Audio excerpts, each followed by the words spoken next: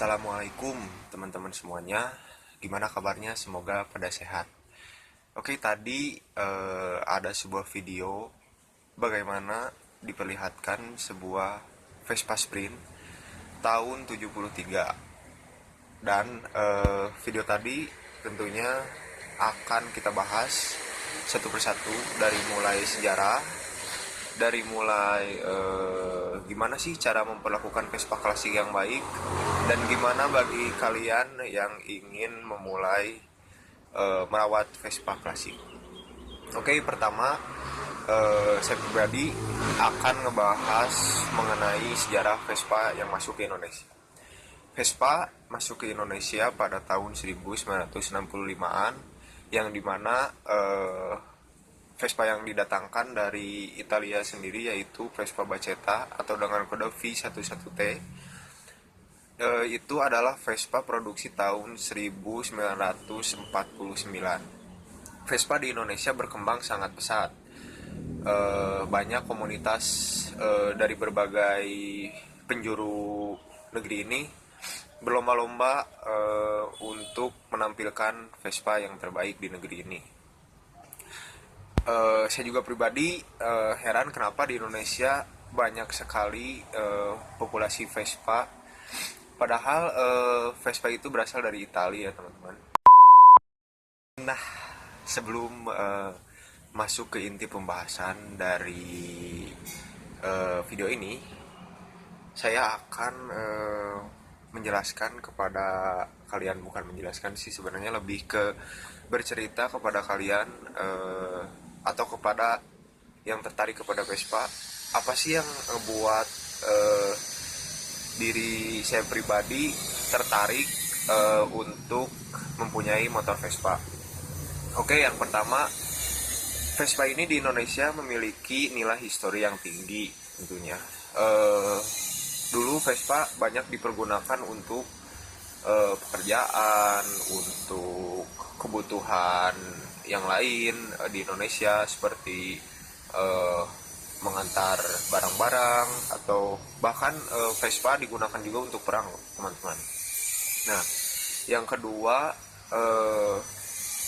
nggak tahu aja kalau ngelihat Vespa itu bawaannya tuh kayak cir kok ini motor keren gitu, klasik, terus unik, beda dari yang lain. Kan sih personelnya tuh Vespa di tangan ya, teman-teman, sedangkan yang lain itu kebanyakan di kaki. Nah, itu salah satu faktor yang ngebuat saya pribadi tertarik banget nih sama Vespa klasik. Dan sebenarnya kalau teman-teman semua udah ngerti tentang bagaimana cara merawat Vespa klasik, pasti teman-teman juga akan nyaman dan nggak mau berpaling ke motor-motor yang lain.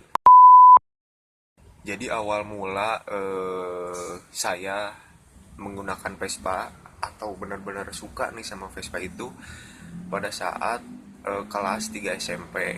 Awalnya belum bisa tuh gimana nih cara pakai Vespa. Nah, sebenarnya belajar Vespa itu saya pribadi itu otodidak, karena semua motor yang saya kuasai atau yang saya naikin itu saya belajar otodidak. Nah, pertama-tama gimana nih pakai Vespa, kupling di tangan kan gitu, persenelang di tangan, maaf, persenelangnya di tangan, itu padahal menurut orang lain itu gampang gitu, tapi pas untuk yang pertama belajar itu susah, karena harus ngondisiin gimana sih, ngerasa-rasain lah kalau ininya mah gitu, ngerasa-rasain gimana enaknya pakai belajar Vespa gitu.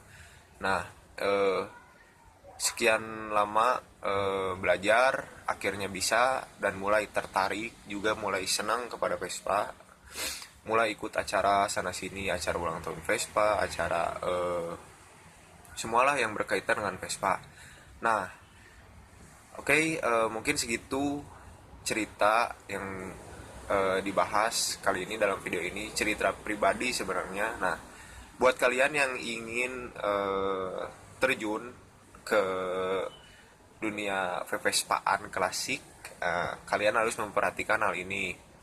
Yang pertama, kalian harus kalau bahasa Sundanya mah apik mungkin ya, Jadi kalian tuh harus memperhatikan apa-apa saja yang nggak boleh di apa saja yang nggak boleh di aplikasiin ke motor Vespa.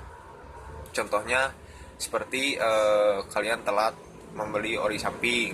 Nah, atau enggak kalian lupa nggak masukin oli samping. Nah, itu menjadi PR karena Vespa itu eh, jika tidak memakai oli samping itu akan aus mesinnya dan akan rontok lah kalau ininya mah. Pokoknya rusak, bakal turun mesin. Nah, Vespa juga dalam merawatnya itu simpel sebenarnya teman-teman.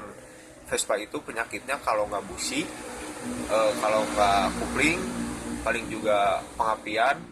Kalau untuk spare part lainnya seperti rem atau lampu yang kayak gitu, Vespa itu awet loh teman-teman.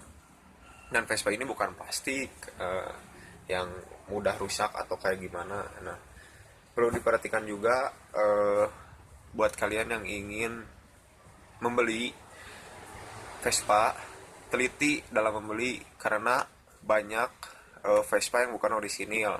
Misalnya Vespa Sprint, terus pakai mesinnya apa, cabutan dari apa. Terus perhatiin juga teman-teman dalam hal surat-surat, apa itu surat-suratnya akur enggak sama motornya, sama nomor mesinnya akur enggak. Karena banyak yang ngejual Vespa murah tapi suratnya nggak akur.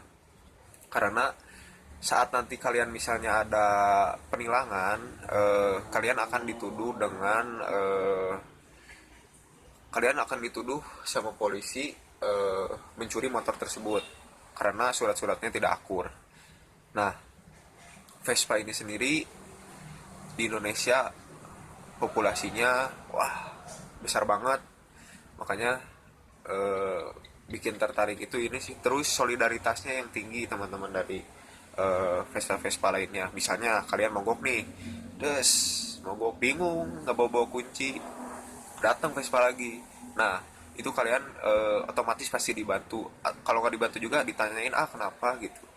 Perhatianlah sesama Vespa. Oke, okay? Ngingetin lagi saya pribadi ke kalian.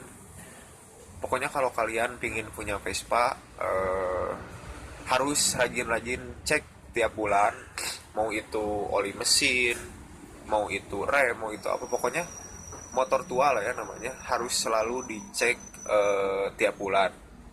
Vespa itu kalau rusak sedikit pasti kerasa teman-teman. Mulai kok suaranya gini, kok mesinnya suaranya gini, terus kok kayak gimana gitu. Pokoknya mah.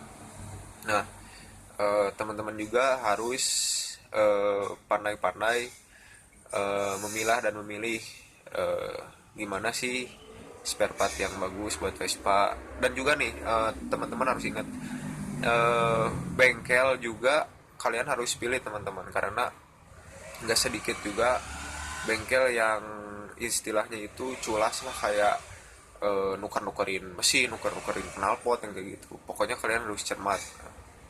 Nah, oke, mungkin segitu cerita. Dan sebenarnya lebih ke sharing sih, gimana buat yang mau punya Vespa klasik, atau saya sharing cerita pribadi gimana sih awal mula tertarik kepada Vespa. Pokoknya mah simpel, Vespa unik dan jarang lah gitu teman-teman di Indonesia.